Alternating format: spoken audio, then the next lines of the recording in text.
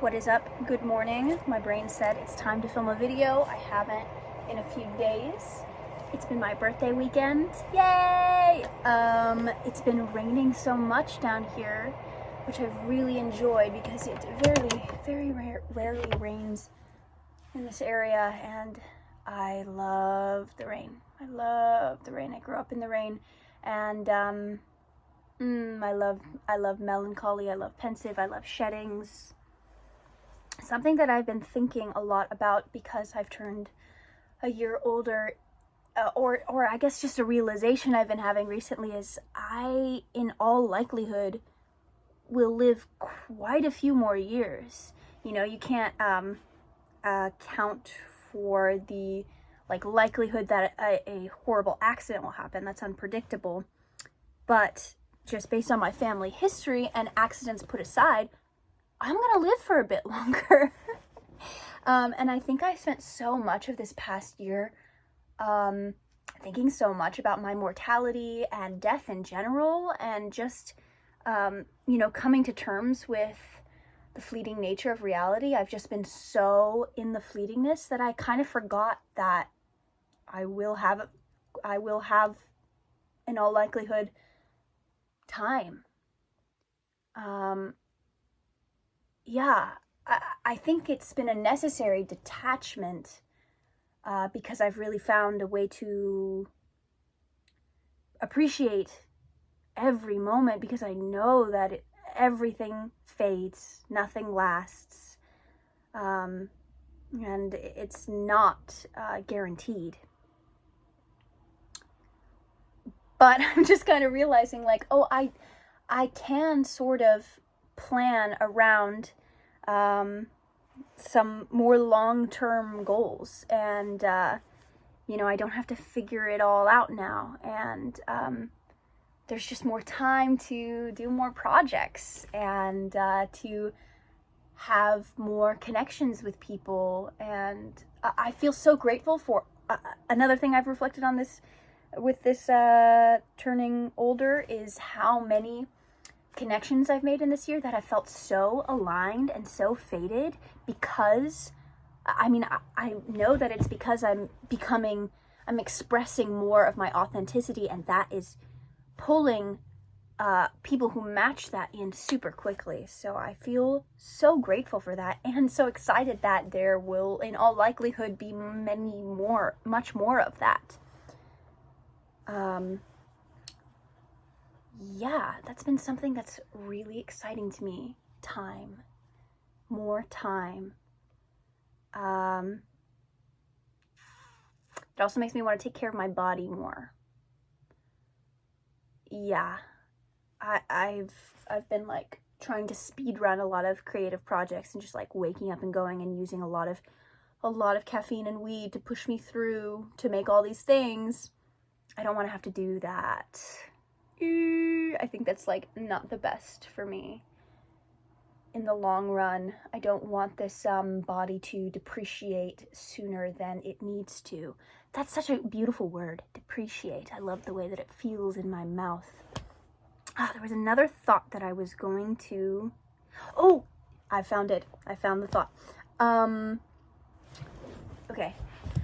So spiritual experience, or an experience of God consciousness, or an experience of boundary disillusionment. We can call this thing many names, but when you have a direct, visceral, internal experience of truth or contact with God, universe, spirit, whatever name you want to ascribe to it, that sensation is a sensation of unity. You lose your identity. You lose the difference between yourself and the air and the trees and these paintings and the screen and apps and thought forms and objects. It all blends together. You see that it's all one. You see that these boundaries and these categories that we create are illusions of the mind.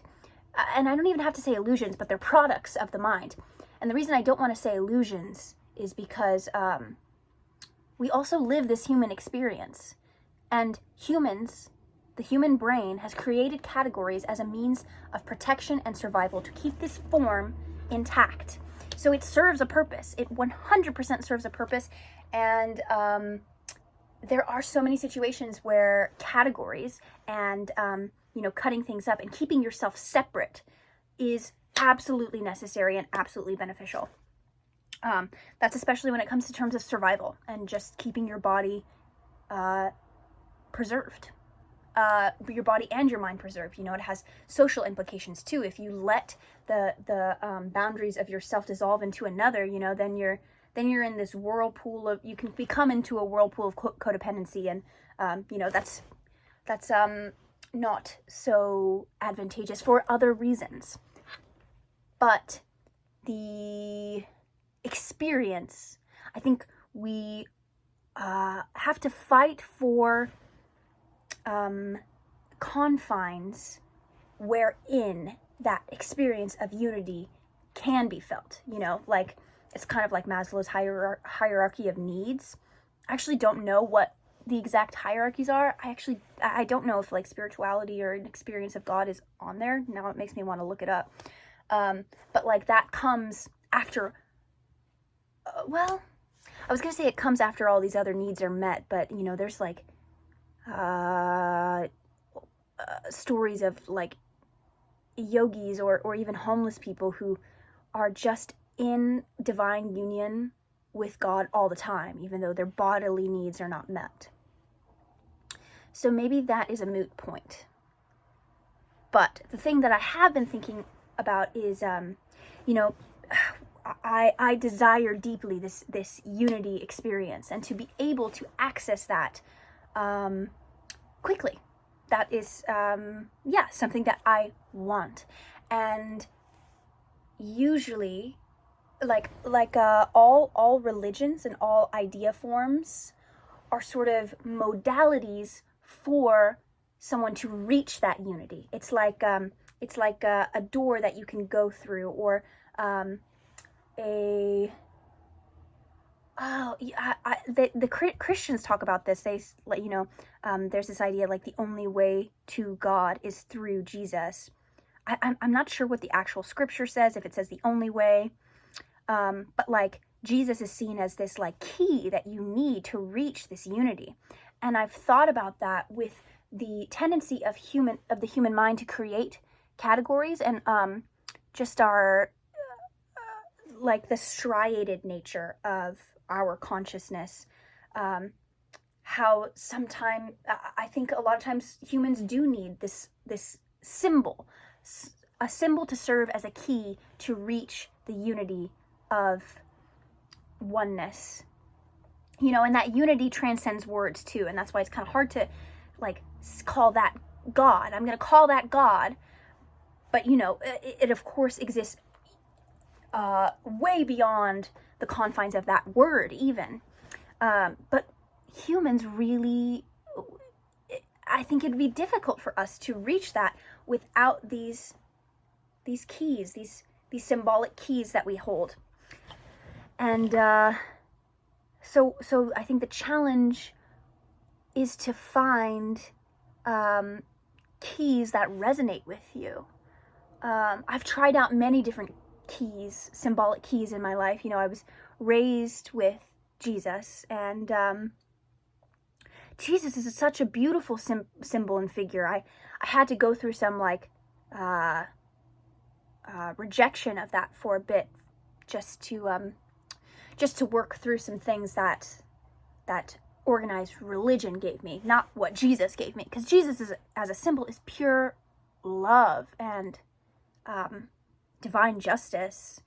But also, there's so many other symbols. Like I love Kali, the destroyer, this feminine figure in the Hindu teachings, who embodies feminine power and rage, and also justice, and also like sort of a death consciousness that is necessary for life. She's the other side of the coin that is just as important as the creator, a creator and a destroyer.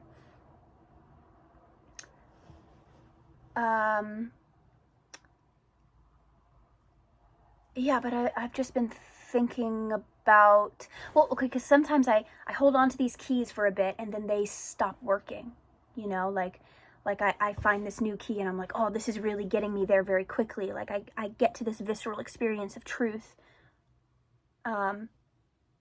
pretty fast. But then for whatever reason, whether it be like lack of dedication on my end or just like, I don't know, just patterns that I'm going through in my life, the key stops fitting for a little bit and it becomes, you know, less quick to access, or maybe I feel like I feel like a phony holding this key right now, you know? So I've played a lot around with switching between keys and symbols to utilize, to access unity consciousness. And I think it's a beneficial skill to be able to use any sort of key, to recognize that all paths can be paths that lead to oneness. And looking at everything as a holy symbol. Ooh, kind of like that idea.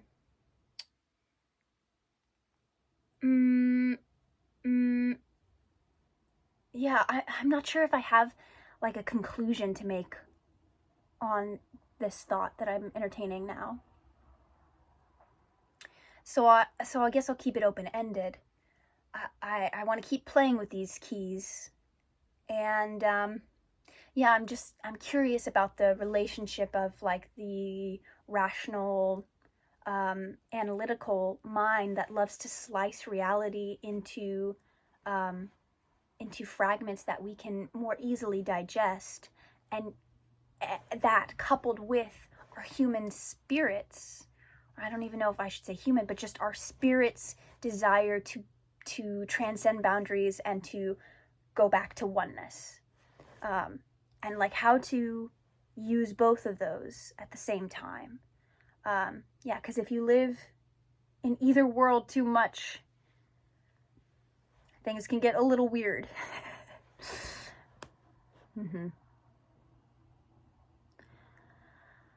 Okay, I think those are my reflections for today.